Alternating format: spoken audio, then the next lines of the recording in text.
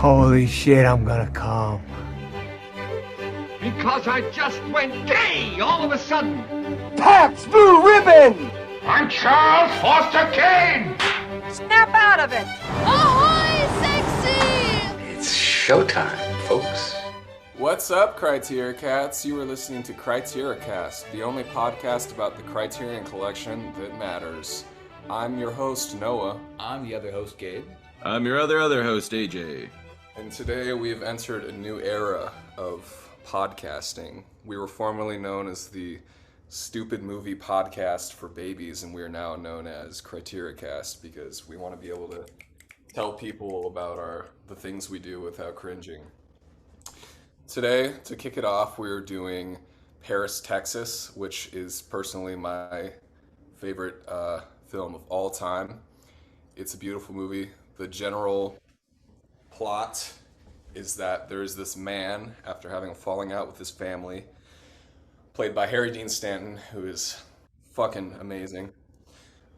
He gets amnesia, he forgets everything about his life, and he's just wandering through the desert until this doctor finds him, and then he finds some ID on him, and then he calls his brother, and then his brother brings him back with him to, with some difficulty to his house, where he's taking care of Harry Dean Stanton's son.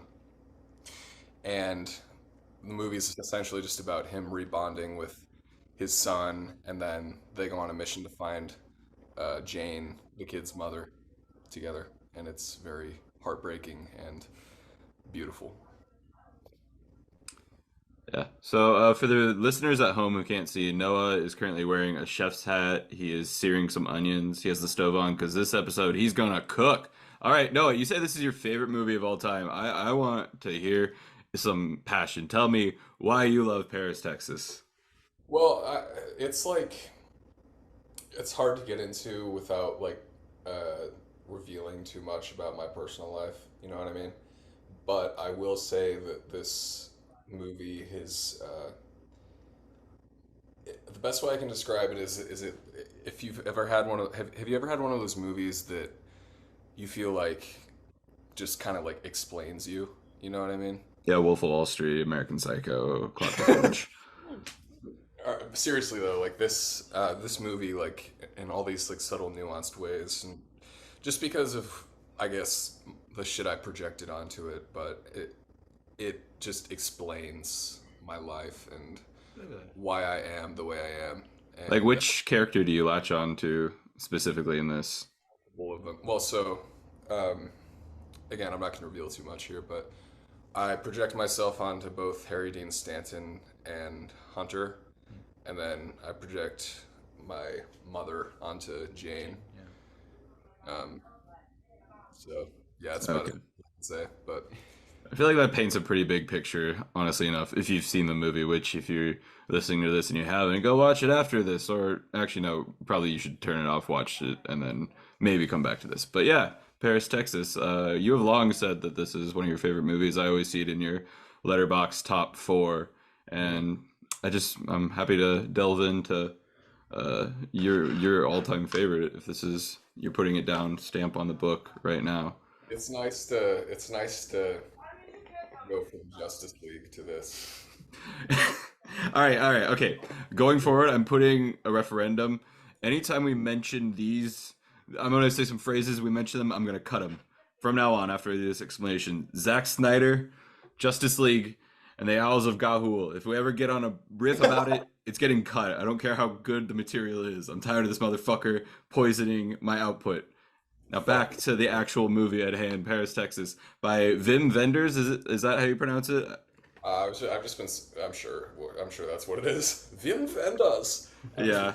Wenders, you know what I mean? I know, like, it's spelled Wim Wenders, but I'm sure that cannot possibly be right. Let's call it Wim Wenders for now, and if not, I'll go back and edit it to make it sound smart.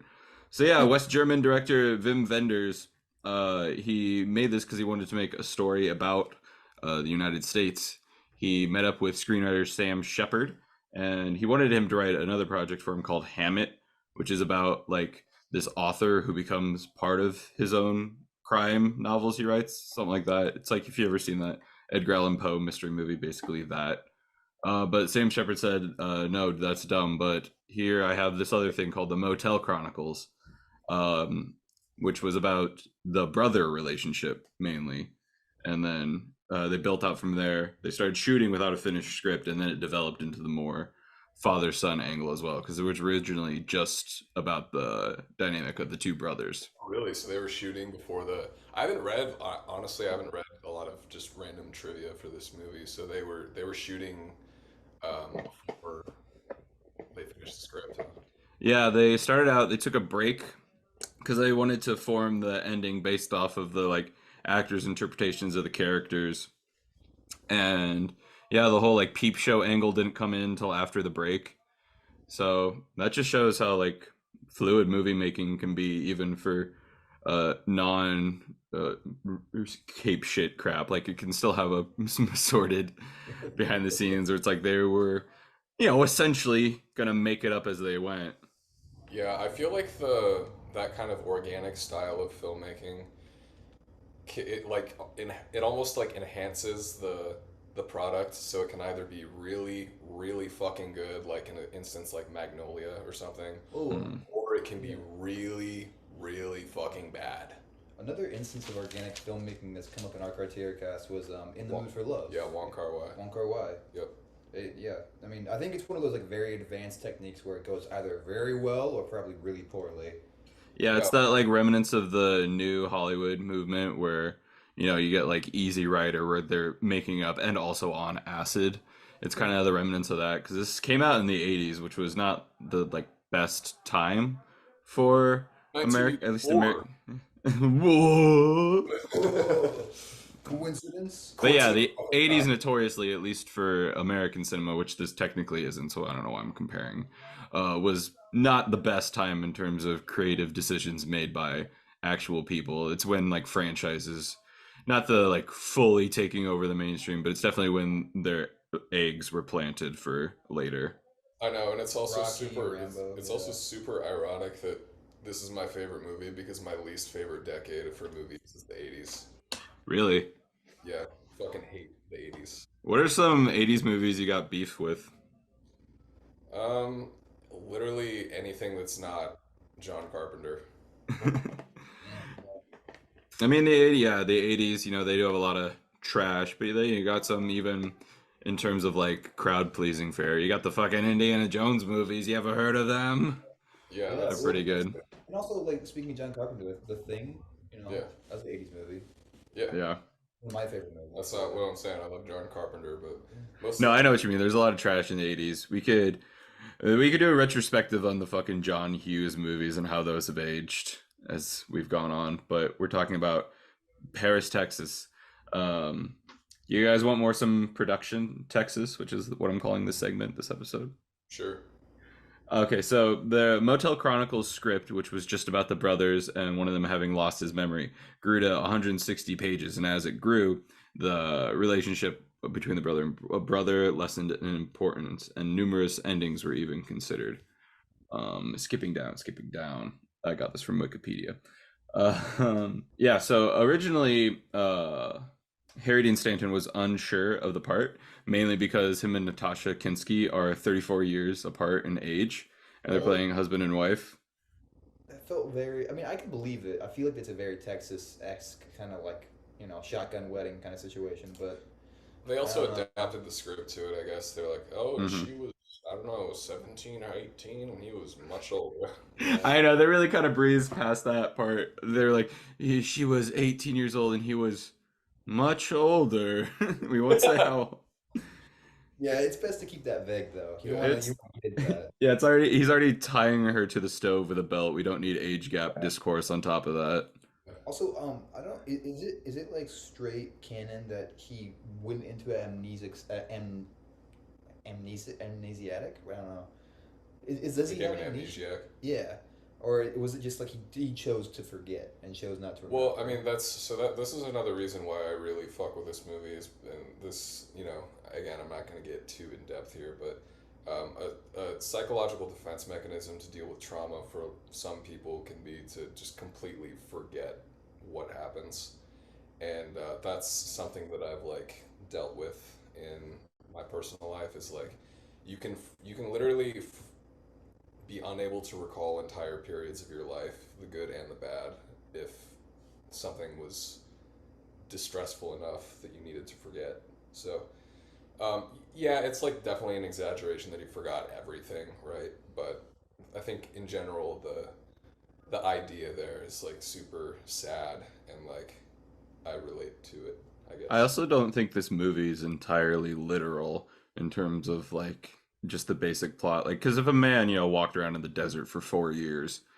he would be picked apart by birds. Yeah. It's supposed to be like how the Bible will kind of exaggerate, like, oh, he lived to be 900. It's like, no, he was old. He was much older than his wife. Which this is a biblical parallel right here. A man walking out of the desert, like back from the dead. That's Lazarus. Like, yeah, so I think the kind of exaggeration is part of it.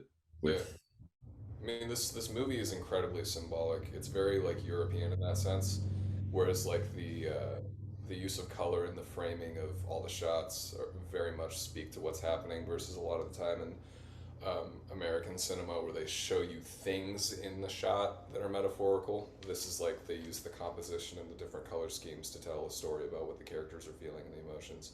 And of course, like later on, American cinema started catching on to that. But yeah, you don't get many bright green doctors' offices. Like, speaking of which, that was something I wanted to dive into at some point. We can save it for later if you want, but I wanted to dive into the color of this movie. Dive in, dude. You are the head chef. Anything you say, we're just gonna say yes, chef. So I absolutely love the use of color in this movie. And I could definitely see how one would criticize it as being like too much, and like that's entirely understandable, but this is a fucking art movie, you know what I mean? And the use of color in this film is absolutely spectacular. So there are three main colors that they use to talk about, or that Wim Wenders uses to talk about what the characters are feeling and where their development is going. That's red, blue, and green. And red, I think, symbolizes like the pain that all the characters are feeling and the wounds they carry with them. And then blue is something like hope for the future and new beginnings. And then green is very about like change and growth and that sort of thing. And if you pay attention, it's like very much context driven. Like, And Jane was driving in a red car. yeah, Jane was driving in a red car. He's wearing a red baseball cap when he walks out of the desert. He's always wearing red, and then when him and his son are together developing the relationship, he's wearing red, and there's like red and green. Also, like when he's wandering through the desert and then he walks out of the desert, it progressively becomes greener and greener and greener, which obviously that happens when you leave a desert, but he's taking a huge step forward by leaving this place of like isolation. And I also think the desert's kind of like a reflection of his mind, right? Like this empty, like, he doesn't have anything in there. He's just wandering. He's drifting. Yeah, he's lost in his own mind for 4 years, like trying to discover his self again. Yeah, exactly. There's just a lot of like metaphors in this movie. I think when he's reconnecting with his son's always framed by the schoolyard with a blue background. Yep. With the blue sky as a background. Mm-hmm. So Well, also, I'm looking at the like Google images of it now, and the first Peep Show scene when it goes like bad, and he's like, "Oh, you sleep with your clients, right?" See, it's like the whole backdrop of her. She's wearing this pink kind of sweater, and everything's like red or orange shades of red. And then the second one, when he's like, "Hey, your son's out there," it's all blue. She's wearing like a black dress, and the blue reflects off of it really nice. So yeah, that's just going along with the whole use of color in this movie. I just wrote down a bunch of examples. I'm just gonna read these off. So obviously, first major green scene there is this with the doctor, and this kind of like feeds into the idea of like, green being about healing and growth and shit. Literally in a doctor's office, right? Yeah. He's missing him, reconnects with his brother. I wrote a note that said "smoking on planes, baby." hell yeah. Yes, there was.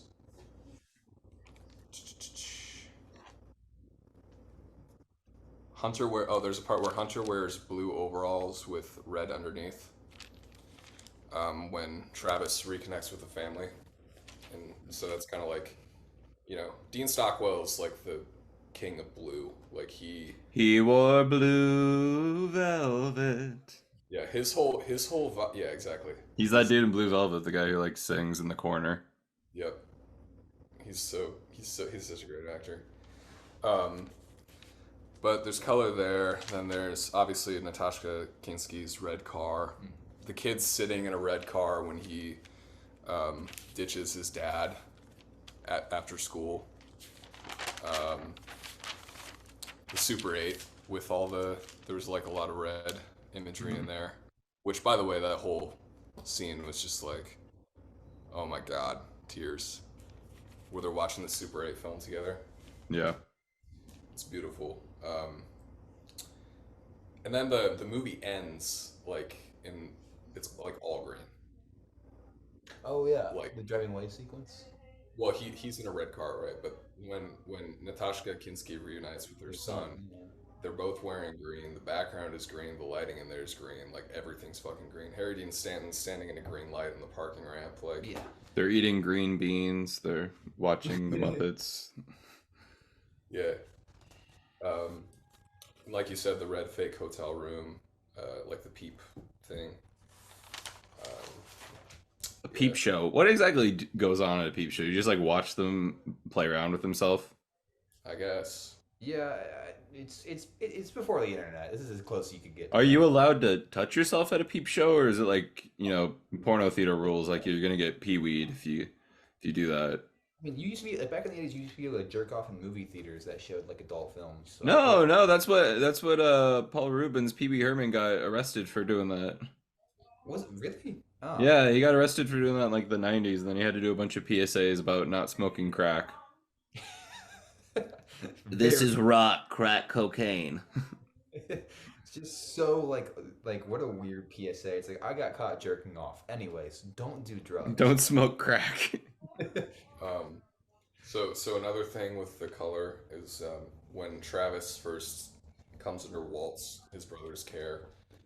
So he's red at first, and he starts progressively wearing blue clothes, and the surroundings, like you'll see, like it's hard to describe, but you'll see little dots of red surrounded by blue, almost like it's like his brother's energy, like embracing his pain, helping him find a new beginning.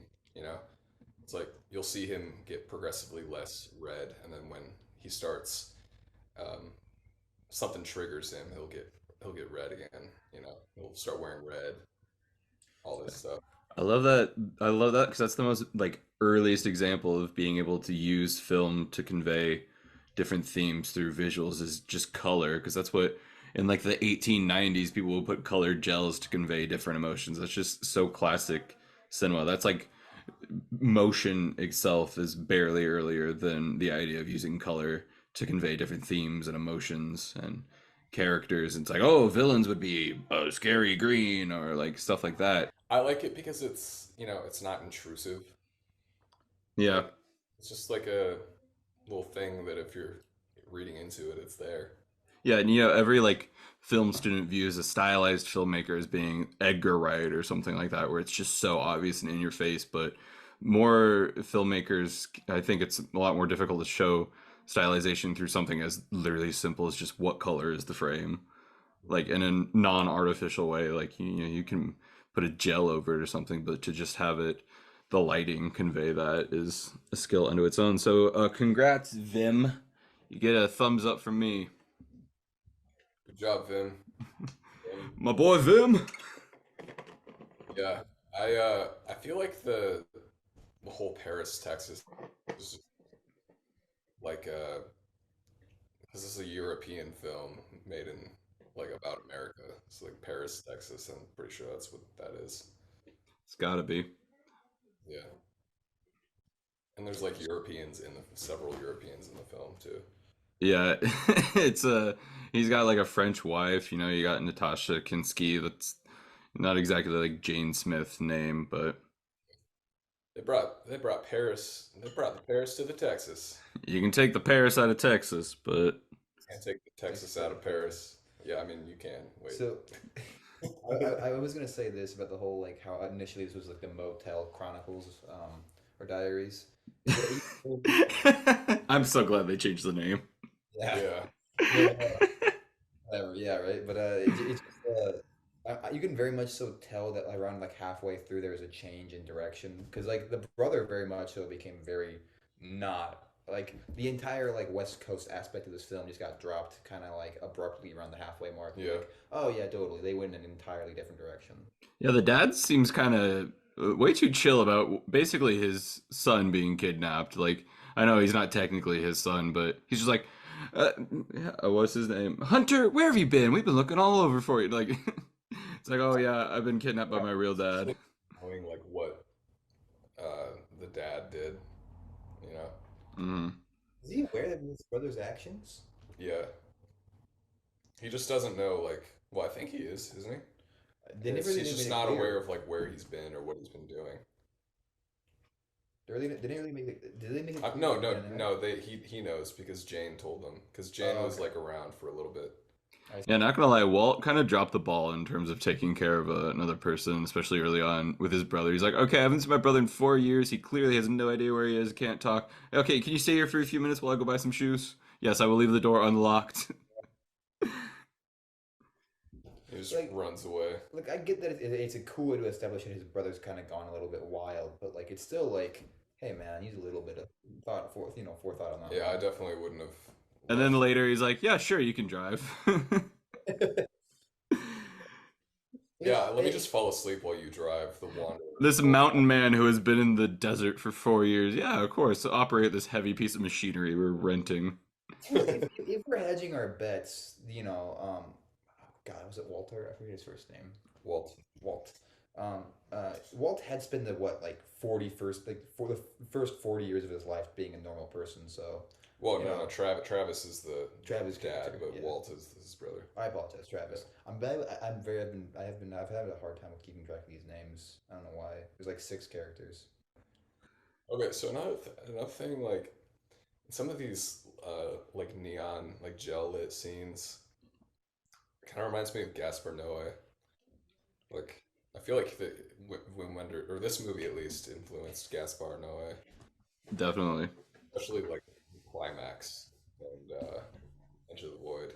Some women there. I'm sure this also had an impact on, I don't know if either of you guys have seen this, but Red Rocket from 2021. So, I haven't seen it, unfortunately. Yeah, it's a movie that also takes place in kind of like a shitty city in Texas. And it's very like neon lit factory lights of like the steam mill or whatever the fuck is in Texas. And just like the color of the sky. that blue sky. That Yeah, blue Texas has a good ass sky. You know, I've driven through Texas and it's got a good ass sky. I haven't. No, it's like those big open fields. Just make that's one of my favorite Johnny Cash lines. Is those big open plains make the sky look bigger. It really does. Oh my god, you straight up, it's like a mile of just flat land you can see. I did the exact drive that Travis and Walt did from somewhere in Texas to Los Angeles. And pretty part of America, pretty part of the world. Yeah. I don't care, man. All of America's pretty. Let's not get carried away. There's some shitty ass states.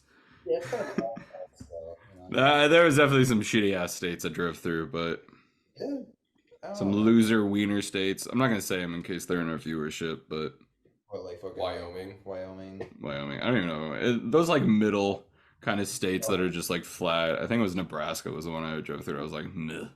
I think Zion Valley is in Utah. Like that's like one redeeming quality they got. Dude, I stopped at this random fucking town in Utah. Away.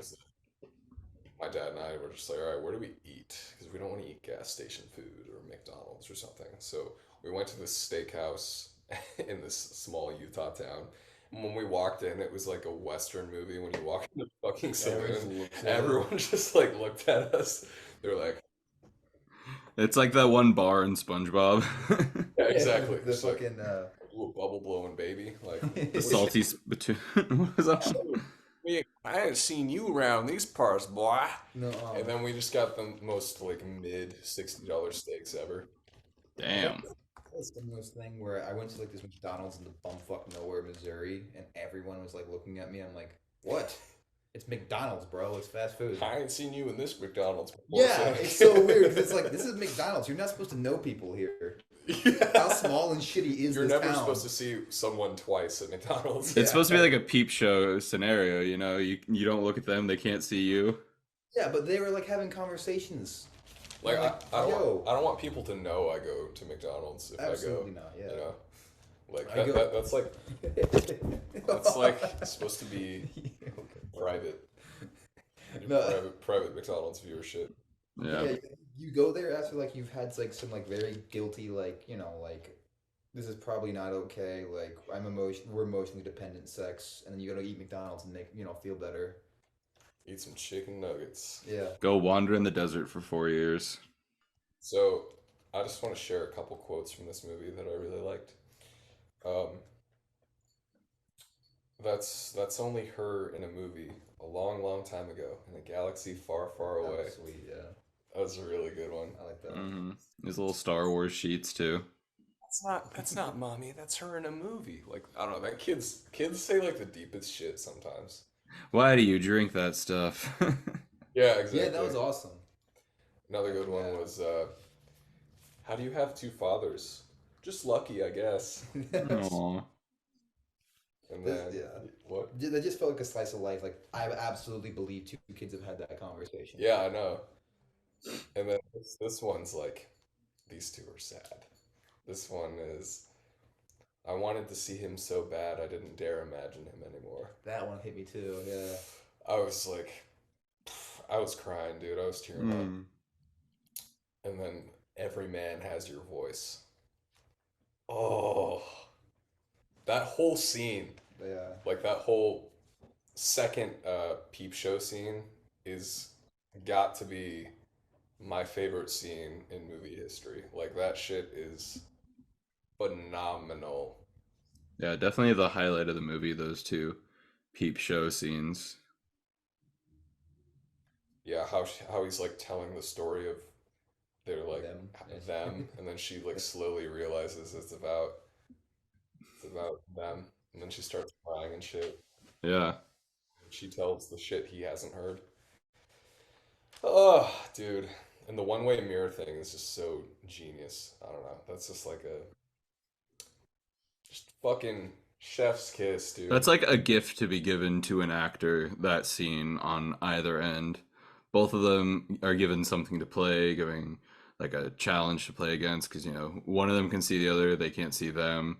It basically goes against everything that you need for a successful dialogue scenes to be able to see the person you're talking to make a connection. They have to make a connection solely through their voice. And they did it. I also like how he turned his chair away too. That's kind of an interesting little tidbit too. Yeah. Yeah, and like there's that moment where was it he turned on the light or something so she can see him, and then she turns away. Yeah, they reverse it. Mm-hmm. Like, because he can't look at her while he's like saying this shit. So it's just too much for him. And she can't look at him either. Dude, there's this part where she's facing the other way, and then she's telling the story, and you can see in the darkness, just for a fraction of a second, a little twinkle in her eye. Mm-hmm. And it was just for an instant. That kind of mirrors the ending scene too, when he's driving away and you see like a bit of a shine on his cheek, like Yep. the tears forming. Mm-hmm. Damn. Subtle, like that shit was excellent. Because they're not like, Yeah. it's just like the kind of crying where it's just stoic almost. Like I'm so broken, but I've already cried so much about this that it's just like tears are just falling at this point. I also just like that idea that like tears are like ugly and like heavy and like very visceral. It's like I feel like crying is a very private matter that you don't like. It doesn't come out in this large burst of energy. It's a very somber thing, especially when you're like beginning to mature. It's like something you let out, but you don't let out like it's boisterous. I think a lot of actors get that wrong. I think it just depends on A, who you are, and like B, what the situation is and how you react to it, you know?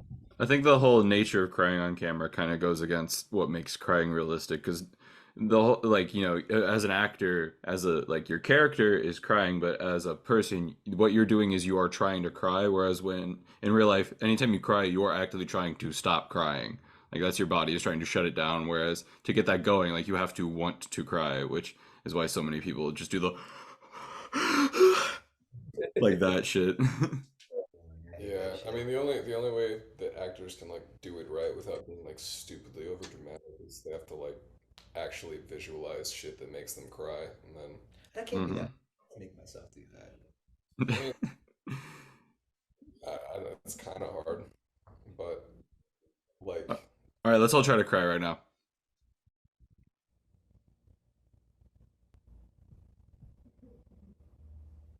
Boo-hoo, boo-hoo, boo-hoo.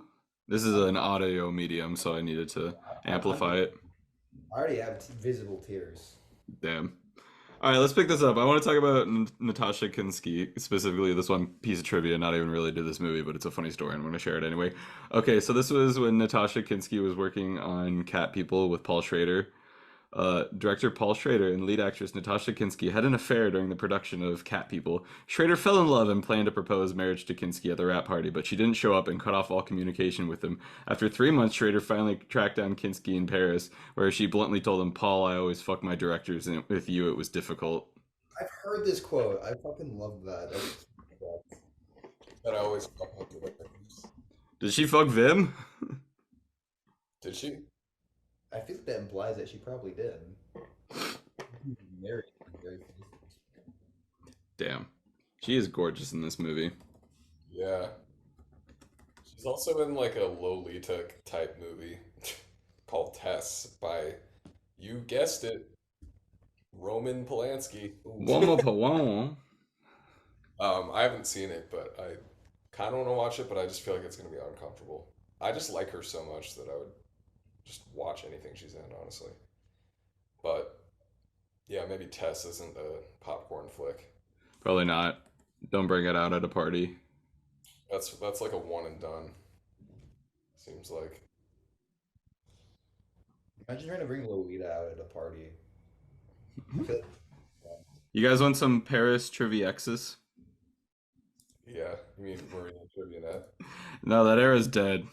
R.I.P. the stupid Oh, babies. man, we gotta keep Maria and Trivionette. No, also, like, here's the thing. I feel like it's just like one of our alter egos, you know? Like maybe like somebody puts like a symbol in the sky, and then out comes the stupid movie babies. It's like those domains where you type it in, it just directs you to like, oh, you're actually going to Disney.com now. The stupid movie podcast for babies is Criteria Cast if we like do cocaine.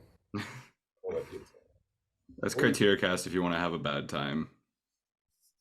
Yeah, we kind of want to do that sometimes, right? Like What? shit on something. cocaine?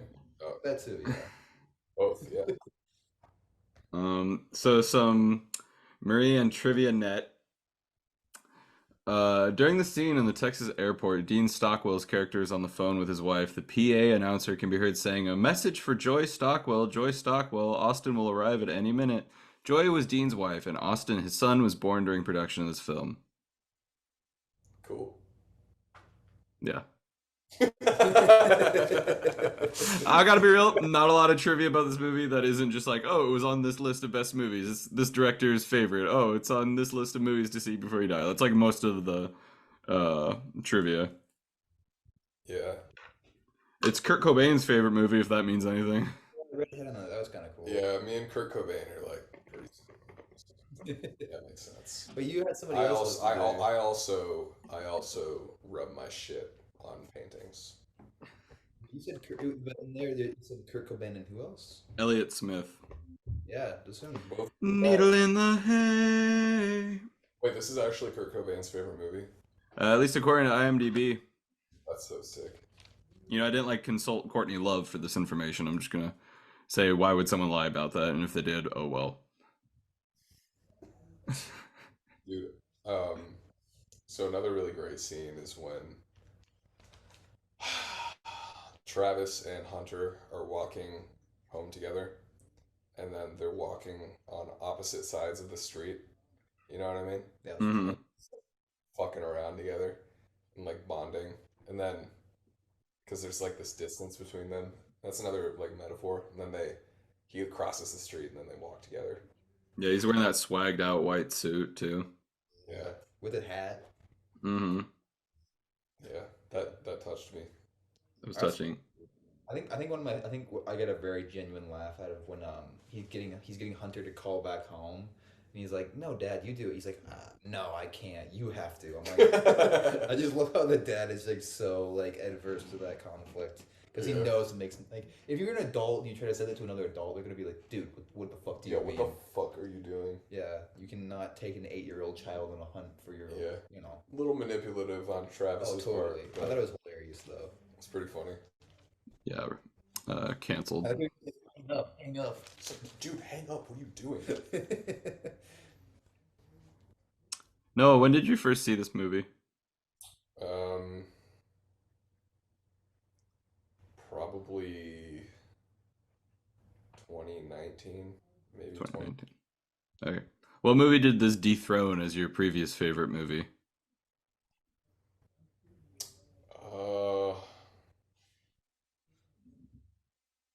I don't remember. I'm just trying to think of the ones that I know are like certified Noah's. Probably Inglourious Bastards or I was something. gonna say like Inglourious Bastards, Goodfellas, Good Will Hunting. I'm just thinking of all the ones that you would put up on your mantelpiece. Like, these are the movies that are me. Yeah. Yeah, I need to update that. Well, yeah, I guess I discovered Lost in Translation in Paris, Texas around the same time. Yeah, those are pretty similar in terms of vibes, like the longingness, the feeling of loneliness, like you mess things up. Yeah, that's me. I'm the problem, it's me. I'm the problem, it's me. Yeah. I mean, so like, what are you guys rating this? Because I feel like I'm definitely the most hyped on this for sure. I give it a strong performance, like an 8.5, 9 out of 10, in that range between those. It was just a very solid film. Yeah, I'm definitely not as like this is me as you are, Noah. Like I don't really personally connect to this movie. I think it's a good movie. I like looking at it, great performances, terrific scenes throughout. It's not one of my what I would hang on my mantelpiece, but I totally get it being a personal connection with you. I'd probably go like 8.5, and even that I think would be probably too low. But I'm just going by my gizzard, and yeah, not yucking. I'm not yucking anyone's yum here. I'm just saying, not one of my personals, but very good nonetheless. You did good, Vim. That's respectable. I would understand that too because it is slow at times. Yeah, I would say I'm definitely more interested in the second half once it's like we gotta find mom adventure versus the like Motel Chronicles part of it. I think it was a weakish film. Like, I think finding him in the desert and then establishing that was needed, but like it was definitely not. I think though like just the image of a man disheveled walking out of a desert is so striking. That's such a good way to start it. But then I gotta say I'm like less interested in him just like trying on new boots or renting a rental car. He doesn't say shit for like the first like 25 minutes. Yeah. I mean, you can get away with that for sure. You can do that for sure and do it well, but like it was, Yeah, I think it's kind of well. I mean, there's just like a lot of like visual storytelling. I thought that was cool. Like especially because there's no dialogue for at least the first 5 minutes, and then he's like he doesn't talk for. I don't know. I kept me engaged. I thought that was cool. There was like minimal dialogue going on for a while.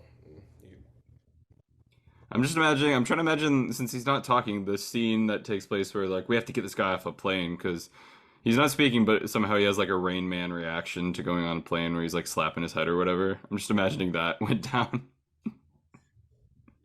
What if he was just like, I want to go. I know, that's, like, his whole vibe is just kind of like, we need the same car. It's not even like like, annoying. It's like, no, we need to go in the same car. Like, he sounds very reasonable. Like, you could probably reason with mentally confused Travis. Like, fugue steak Travis. You could probably just be like, no, we don't. So we need that car. This is the same car. What do you mean, Travis? Get in. Yeah, I've been with people that are like drunk enough to kind of be in that fugue state where you're just like, nah, it's fine. If you just kind of bulldoze your way through, it'll just work. Yeah, you need to justify yourself. You're just like, no, we're doing this.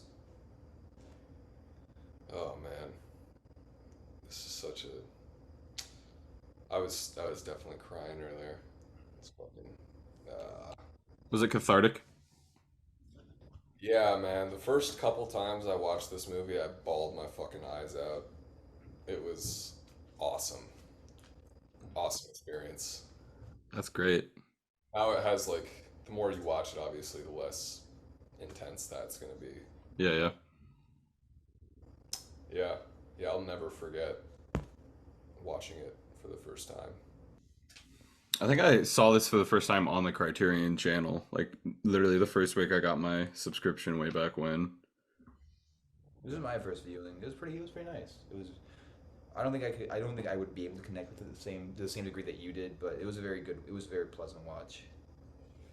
Yeah, I'll take it over an Ultimate Edition any day. And I didn't say the name, so I'm not cutting this. That's all I ask of you guys. Is yeah, it was like good. Yeah, it's good. I was. Yeah, what if I came in? Fuck Paris, Texas. Dude, that might have ended our friendship, bro. I can't imagine anyone having that opinion about this movie, just being that viscerally, fucking hate this movie. There are people who have that opinion. Like, why? Chill, man.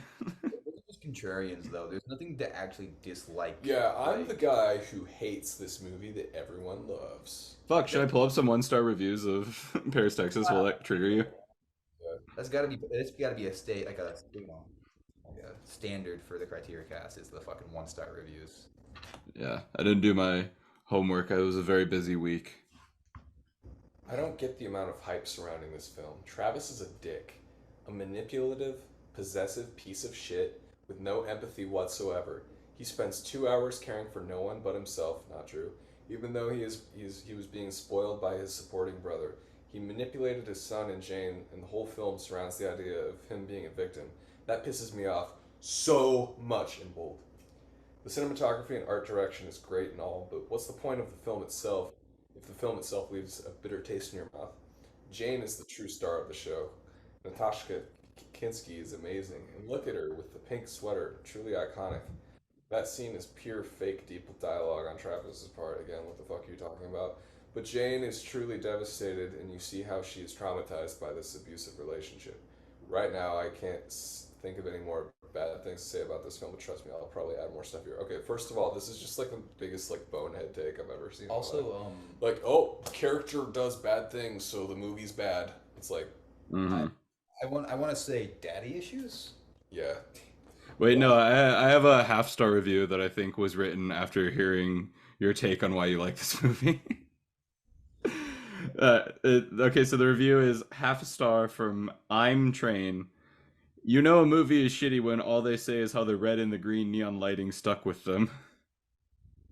Fuck this guy. Oh, that's pretty low. No, fuck you. They're wrong, but I'm just like, were they listening to it? Are they in the room with us? I just look over and I see like Ulrich on a phone, like. Dude, why would you? I just love the idea of your cat shit talking to you while you're trying to be productive. What does this person think that should be? So you say something good about the movie, and it's like. That's all that stuck with you is the amazing cinematography. Yeah, it's like, okay. Oh, okay. So all you got from that movie was the way that they use visual storytelling to convey themes and feelings. Sounds like shit to me. It's like, yeah. I can't believe they like conveyed a message with like very little words. This movie sucks shit. It's like, yeah. Okay, this review is 1/2 star from Tank. Of course, this was brought to us by Anus Films. That guy fucking rocks. That's funny. Anyway, I have Tank booked for the next episode. Hell yeah, dude. God. If you hate this movie, I hate you. Sorry.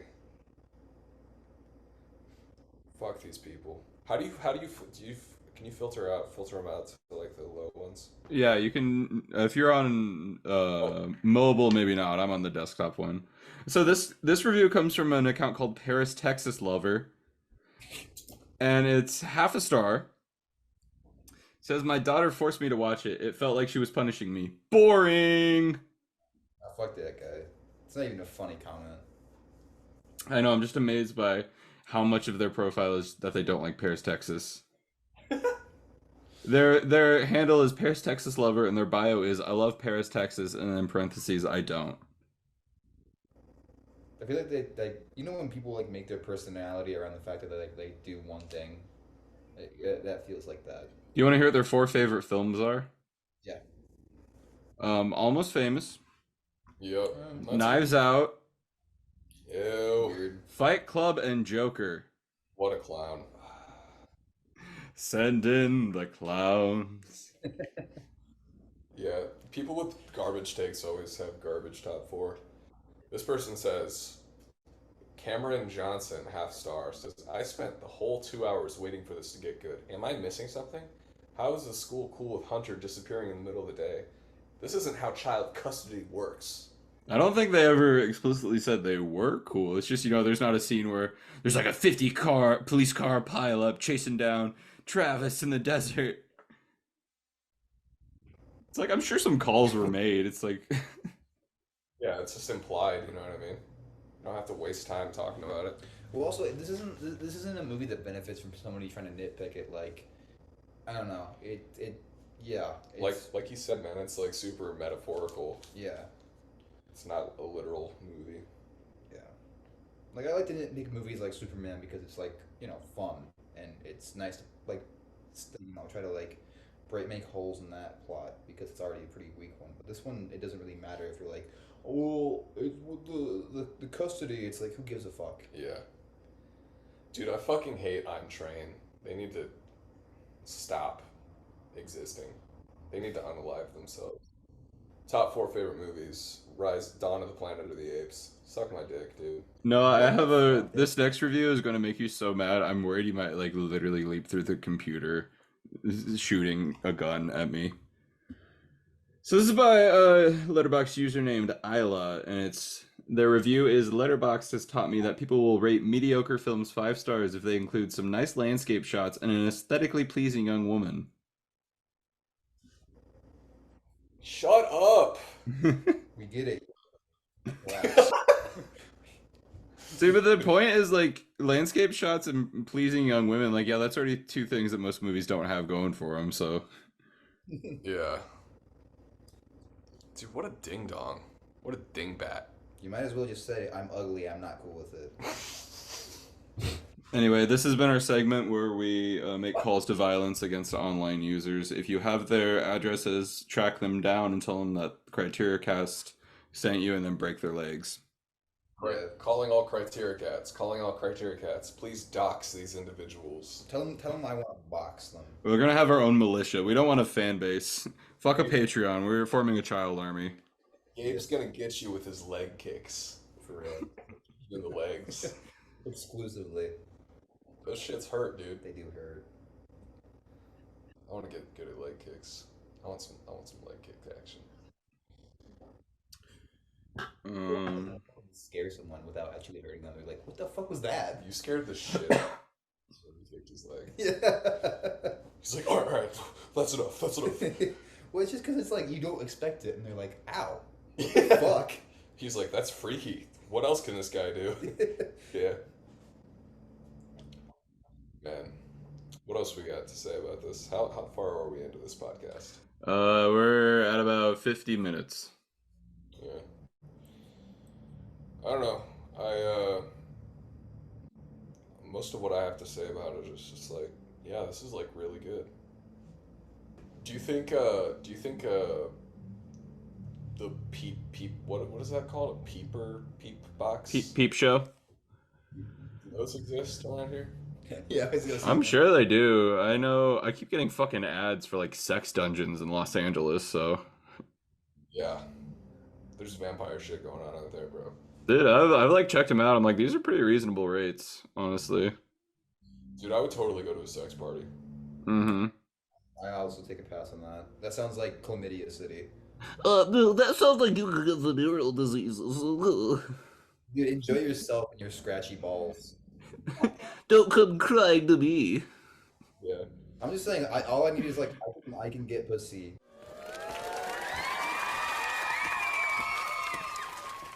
Like I don't need to go to a party. Like I can just figure that out. I can get pussy. Should I add an applause break after that? You guys are just like, I'm literally making the most sense here too. Is the funny thing. It's like, I've read Socrates. Fuck you two idiots. I get pussy. Yeah. No. You guys are. This is actually stupid because it's like, who's gonna show up to a sex party? Cool people. Not attractive people. I mean, you know, I don't know if I'd go to like a sex party in any city, but I'm in Los Angeles. It's a pretty wide pool. I'd go to an Eyes Wide Shut sex party. Fuck Yeah. I'm not going to like a Davenport, Iowa sex party, but a Cedar Rapids sex party. No, dude. Cedar Rapids. I mean, you also aren't considering like the statistical like variance of attractiveness. Most people. The statistical variance of.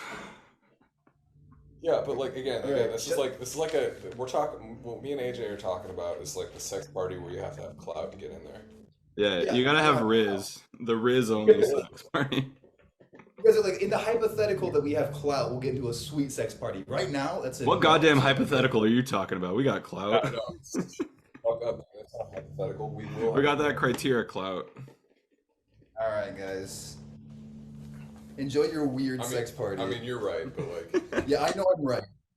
I have the most valid point here. You guys are just ganging up on me, but I'm right. I get pussy. Don't boo me. Don't boo me. I'm right. Your sex party's gonna suck. You're gonna love- get chlamydia. It's gonna be with like fives at best. AJ, we're not cutting this conversation. I think Yeah. it's objectively hilarious. Gabe, I don't see how you can hate from outside of the club. You can't even get in. Ha ha ha, let go.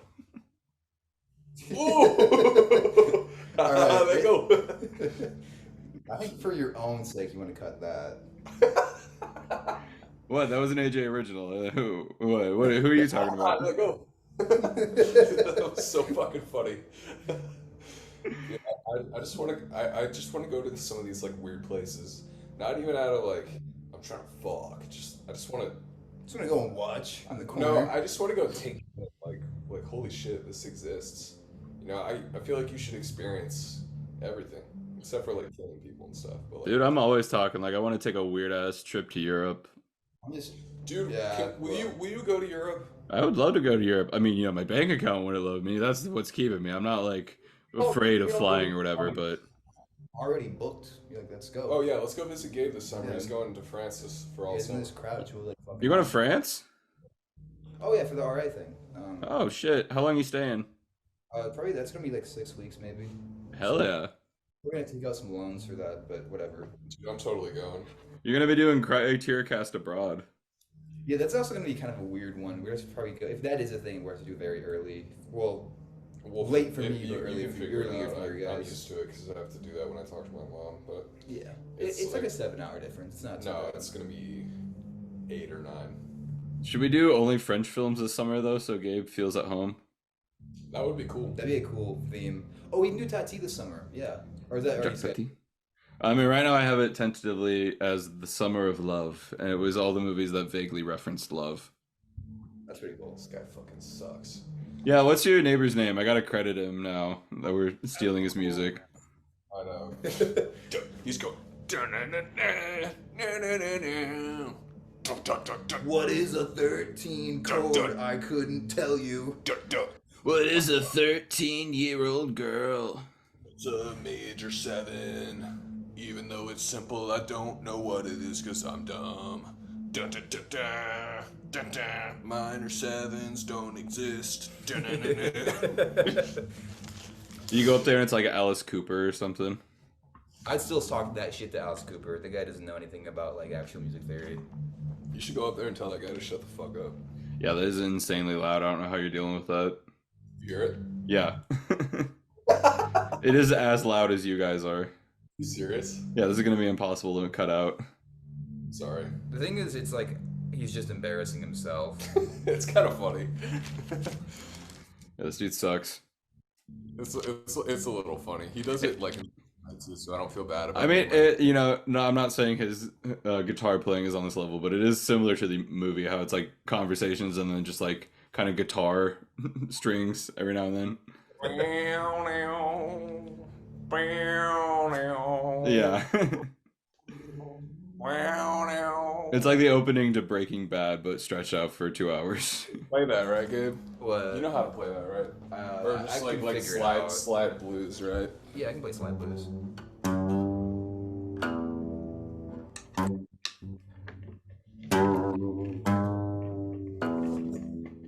Okay, here, you slide.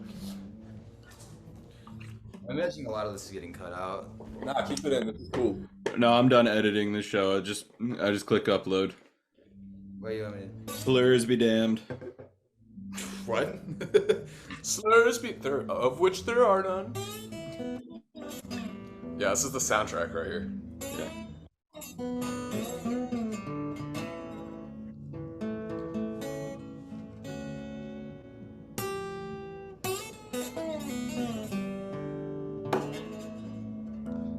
Yeah, that's the soundtrack. Yeah, I will say, you know, it was kind of a vibe at first, and then towards the end, I was just like, is he just tuning his guitar? What is going on? I like it, honestly. I think it works in some scenes. Some scenes I thought it was kind of annoying. Like, I love it in the long landscape shots. But then there was like the scene where they're doing the cute walkie-talkie part. Yeah. Dude, when they were following the mommy, Mommy? that was like we gotta talk still. We gotta talk still. We gotta talk still, bro. Alright. Anyway, so when they were following Jane home, the movie could have just ended because they chose the wrong car. Yeah, true. Or it's like a month later. Yeah. The way that shot was that scene was shot too, with like how the perspective had both cars, and it was kind of following the one on the right for a moment. Yeah. It really could have ended there. It felt like they were making the wrong decision. All right. Should we do final thoughts? Oh my God. Play in key. At least play in key. If you're gonna think about it, play in key. Come on. Let's do some final thoughts and then do some more final thoughts. I don't know. This guy's falling off the deep end. Final He doesn't thoughts, even and know then we he's just doing hang it. out. Yeah, then we just shoot the shit. I'll start and then we'll wrap to you, Noah, since it's your week, your movie, your dish that you've prepared for us, that you've so elegantly cooked. This movie. Final thoughts are the same as my first thoughts. Yeah, it's a good movie. It's very nice to look at. Great performances. Got no real beef with it. Just not one of my personal Mount Rushmore films. And I'm giving this one a 75 out of 97. That's kind of low. No, that's a good ratio. 75 out of 97. Let me do the percentage. What that even be? 79%. Oh wait, yeah, that is low. I'm sorry. Hold on. I'm gonna give this one. I'm gonna do some math before I do this. All I have to do is like a 82. I'm giving it an 84 out of 96. How about that? There we go. Much better. All right, Gabe. This movie was a really good watch. My first time seeing it. I'm sure I missed some themes that I probably could go back and like pick up on because you guys pointed out the colors to me and it started to make sense. So, but overall, I give this movie in key, on rhythm, lead guitarist that knows what they're doing with the instrument out of a shitty apartment above us. The opposite, the opposite of this that guy above. Above Stupid Baby Studios. Yeah, Yeah. Dude, we should invite him to jam. No. And then just like kill him. And then just be like, alright, so can you play along to this chord progression? Da, da, da, da, da. Fuck you. Didn't make the cut. Sorry, bud. Alright, so my final thoughts are I fucking love this movie, enough said. It makes me well up on the inside, and tears be flowing, and eyes be blinking, you know? And I'd be breathing hard and crying and stuff. And it's so good, and it's a movie that makes me at least reflect about my life and events that have transpired. It makes me look at them differently. It did make me look at them differently when I first watched it, and I think it's good when a movie touches you on that deep of a level, or any piece of art, really. You know, that's how you know it's a good piece of art. Is that it kind of changed your life, really. Like that. Not to be like, it changed my life, but, you know, my life is different having seen it. So, yeah. That's always good when you can find a movie that just becomes a capital F favorite. Yep. It's like Barry Lyndon for you. Hell is yeah. But anyway, we'll see you at the movies.